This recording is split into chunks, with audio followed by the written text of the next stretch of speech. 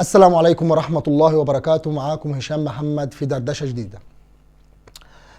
من يجي شهر كده فات رجالة تم الإعلان عن مناورات عسكرية بحرية بين مصر وروسيا، لكن الجديد في المناورات دي إنها تتم في البحر الأسود، وده جديد على البحرية المصرية إنها تعمل مناورات بحرية خارج مياهها الإقليمية، أو ده تم بقليل إن لم تخن الذاكرة. الجميل في المناورة دي أو المناورات البحرية دي ان القطعة البحرية المصرية هتمر في قلب العاصمة اسطنبول، بمعنى ادق في مضيق البسفور منها الى الوجهة النهائية لهذه القطعة البحرية اللي هي البحر الاسود اللي هتتم فيه المناورات. الهدف المعلن من المناورات هو حماية الملاحة الدولية والاتصالات والتفتيش الدوري على السفن المشتبه فيها والحياة اللي انتم عارفينها دي. لكن هناك رسائل ترسلها مصر الى اعدائها وعلى رأسها تركيا. من مضمون هذه الرسائل ان كلمة السر لا زالت في مصر، كلمة السر في الشرق الاوسط لا زالت في يد مصر.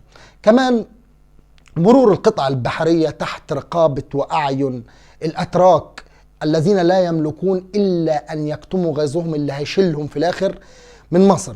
مصر في الفترة الاخيرة يا اخوانا، وعلى الصعيد الخارجي، على صعيد سياساتنا الخارجية، حققت نجاحات كبيرة جدا جدا جدا، خصوصا في المواجهة الغير مباشرة مع تركيا. مصر حددت خط أحمر سرة الجفرة للأتراك والميليشيات الأتراك والميليشيات السورية اللي نقلوها الأتراك لليبيا طمعا منهم في ثروات ليبيا. حددت مصر خط أحمر لم يستطع الأتراك تخطيه أو إطلاق طلقة عنده. كذلك الأمر مصر على صعيد الغاز وثروات غاز المتوسط، مصر حققت هدف كبير جدا، أو زي ما قال الرئيس جون عالي عالي عالي عالي في الأتراك. رسمنا حدودنا البحرية مع قبرص، رسمنا حدودنا البحرية مع اليونان، تجمعنا علاقات أكثر من رائعة مع إيطاليا ودول الحوض المتوسط، ومع الأسف برضو تجمعنا علاقات جيدة مع الكيان الصهيوني اللي هو عدونا، وانا رأيي مش هيتغير، دول اعدائنا لحد ما نموت اعدائنا، لكن ده مش موضوعنا. تمام. في غضون ان تركيا تغرد وحيدة، لم تحقق نجاحا واحدا في اي ملف تدخلت فيه، لا في سوريا لا في العراق لا في ليبيا. مصر كانت بمثابة حجر صامد في وجه الاتراك، تم افساد كل الخطط التركية على هذا الحجر. مصر حققت كافة هذه النجاحات من غير ما تضرب طلقة واحدة، والأتراك هيتشلوا مننا. سفرنا قطاعنا البحرية النهاردة بتمر في مضيق البوسفور أمام أعينهم دون أن يستطيعوا أن يحركوا ساكن واحد في وجه القوات المصرية. مصر من خلال المناورات دي بتقول للأتراك إحنا أسياد الشرق الأوسط. مصر لا زالت تمتلك مقاليد الأمور في الشرق الأوسط. مصر دولة قوية، مصر دولة لا تحركها الأطماع.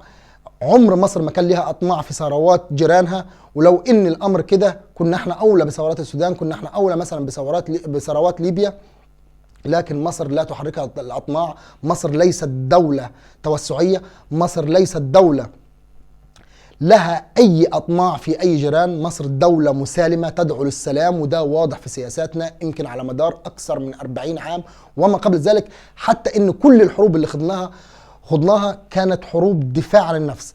اللي عايز اقوله ان مفيش اي مواجهة على الصعيد الدبلوماسي بيننا ما بين تركيا الا ومصر كسبتها. مصر اثبتت للجميع انها دولة ذو ثقل سياسي حاد. تمام. مصر اثبتت للجميع ان مفيش حاجة ممكن تتم في الشرق الاوسط الا باذنها وبامرها، وده اللي عرفوه الاتراك مؤخرا، واللي متابع يعرف ان تركيا جابت ورا رئيس رجب طيب أردوغاز زي ما بيسموه، جاب ورا واكد انه عنده رغبه انه يجري حوار مع كافه الاطراف في شرق المتوسط بعد ما عرف انه مغلوب. ومصر على لسان وزير خارجيتها رفضت العرض التركي تماما. كمان القوات المسلحة المصرية بتسير بخطى ثابتة بالنسبة للتسليح أو غيره أو غيره أو غيره، لكن اللي ما يعرفش إن مصر عملت مناورات بحرية قوية جدا مع بريطانيا في الأيام اللي فاتت. كذلك الأمر مناورات على خفيف مع فرنسا ومع البحرين. من ناحية التطوير والتسليح مصر تسير بخطى ثابتة جدا جدا جدا، وإن كانت البحرية المصرية لا زالت تحتاج الكثير من القطع البحرية. الوضع أكثر من جيد. تمام. الأيام أثبتت إن الأهدى والأثقل واللي ما بينساقش ولا ينجرف وراء شعور الناس او شعور الجماهير او شعور الشعب او السوشيال ميديا او الاعلام هو اللي بيكسب في الاخر. مصر تلقت الكثير من الانتقادات في الايام الاخيره او في السنوات الاخيره، الكل انتقد مصر في كثير من التصرفات، لكن زي ما بننتقد في السلب وبنقول الحياه الوحشه اهي وبنعمل سبوت عليها، لازم نتكلم عن الايجابيات. الهدف من النقد هو البناء وليس الهدم. ده اللي عايزكم تعرفوه، والسلام عليكم ورحمه الله وبركاته.